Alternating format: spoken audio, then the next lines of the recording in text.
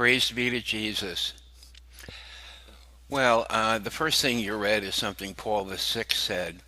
And, I'd like you to think just a little bit about if someone misquoted you about something that was really very important. I mean, I know I would, but I think most people would step up and say, that's not what I said. This is what I said.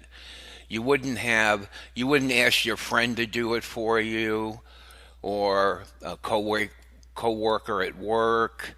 I think, for the most part, this is something you would do yourself so that people hear it from the horse's mouth, so to speak. Now, this is, like I said before, this is the fifth or sixth time um, Pope Francis has spoken with this man off the record. And I think most of the time, the Vatican comes and says one thing or another or backtracks or whatever.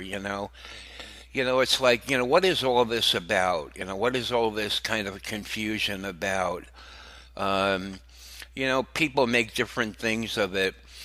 But also, not all of you have been following the Pope that carefully since his papacy began.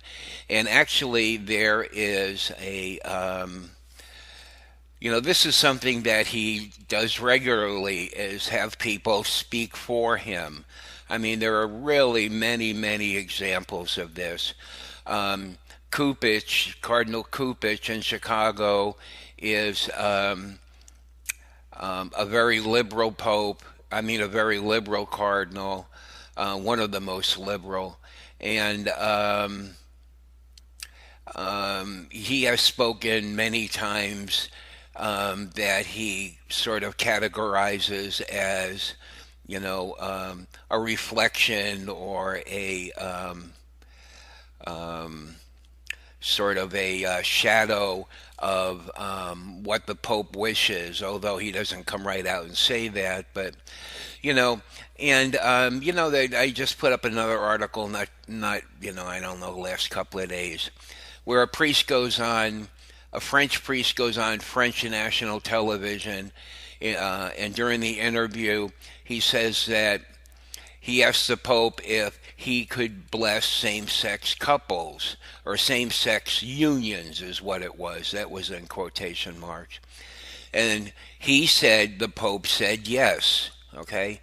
So again, there's another example. There are really a lot of examples of this happening, where the Pope doesn't speak for himself, but he has other people speak for him, and I think it's very concerning.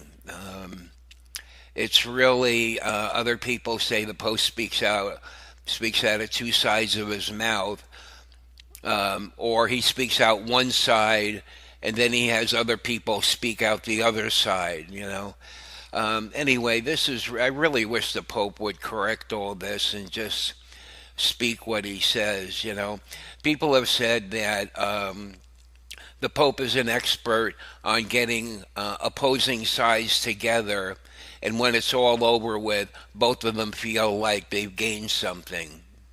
So that's really quite a talent to be able to do such a thing. Although it's not something it's not a very positive kind of talent, certainly. But anyway, the more I read about this, the more concerning it is. Like, why does he keep on meeting with this person? Um, the people who just pass it off as, well, the Pope made a mistake. They're just looking at that isolated incident. But, I really wish people would pay more attention to what goes on day to day.